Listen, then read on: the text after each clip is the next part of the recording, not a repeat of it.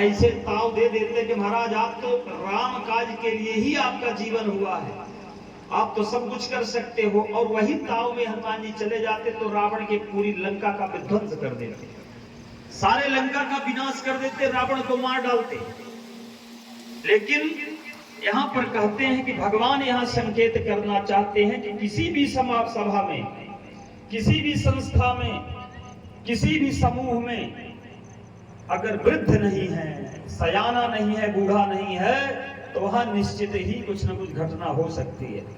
इसलिए जामवंत जी महाराज इस हनुमान जी के साथ आज अगर न होते तो हनुमान जी महाराज आज ही राम कथा को समाप्त कर देते।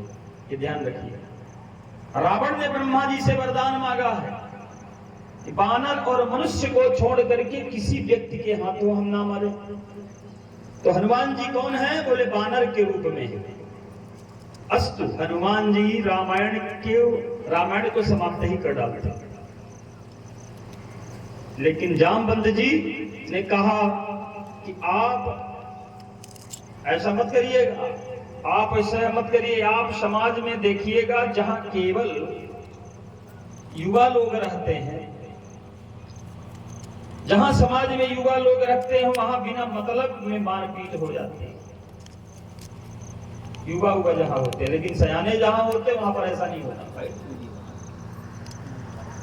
और वृद्ध जन जहां रहते हैं वहां किसी भी समस्या को क्या करते हैं? बोले वार्ता से समझा लेते हैं।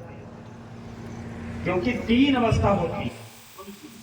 कौन सी अवस्था? बोले मनुष्य के जीवन की जो अवस्था वो तीन है। कौन कौन सी है? सबसे पहली अवस्था होती है बचपन की।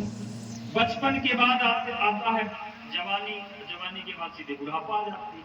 तीन अवस्थाएं हैं। बचपन में जो स्मरण शक्ति है मनुष्य की वो जो प्रबल होती है बचपन वाली। जवानी में क्या होता है? जवानी में बोलते हैं कि पुरुषार्थ की शक्ति बहुत प्रबल होती है जवानी में। लेकिन बुढ़ापा में, जब बुढ़ापा शरीर होता है उस समय विचार करने की शक्ति होती है, बूढ़ा विचार सकता है। एक वृद्ध जितना श्रेष्ठ विचार कर सकता है, जवान उतना कभी भी श्रेष्ठ विचार नहीं कर सकता।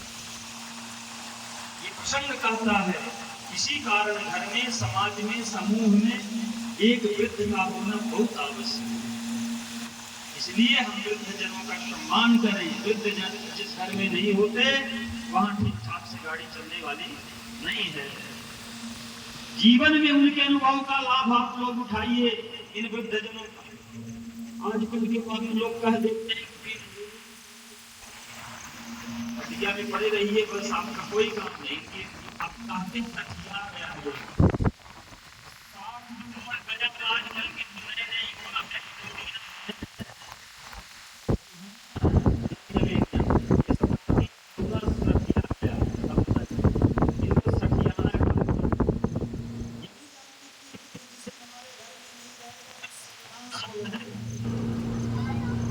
वृद्ध का होना परम आवश्यक है, ये रामायण कहती है। जामवंत की वचन सुन करके, जामवंत की बात हनुमान जी को बहुत अच्छी लगी और कहते हैं जाइए आप सीता का पता लगाइए और आकर के रामचंद्र जी को बताइए। यही से सुंदरकांड की कथा प्रारंभ हो जाती है। बाबा कहते हैं गोसाई ने क्या कहा?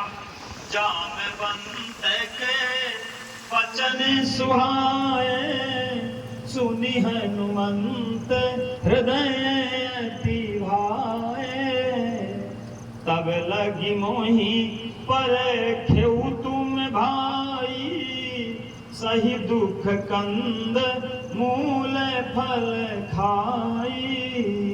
जब लगी आबम सीत ही देखी, होई ही काज मोहि हरस बिसेखी। और हनुमान जी यह कहनाई सवन कहूँ माता, चलयु हरसिहिया धरि रघुनाथा। सिंधु तीर एक भूधर सुंदर, कौतुक कूदी चढ़े ऊपर। हनुमान जी महाराज सुंदर पहाड़ पर कपियों के नाम पर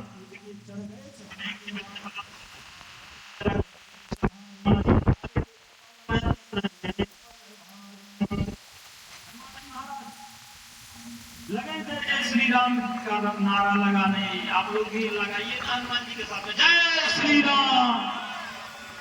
इतना तेज से नहीं, बहुत जोर से लगाइए, जय श्री राम। ये बोल हनुमान जी महाराज की जय। गिरिचरण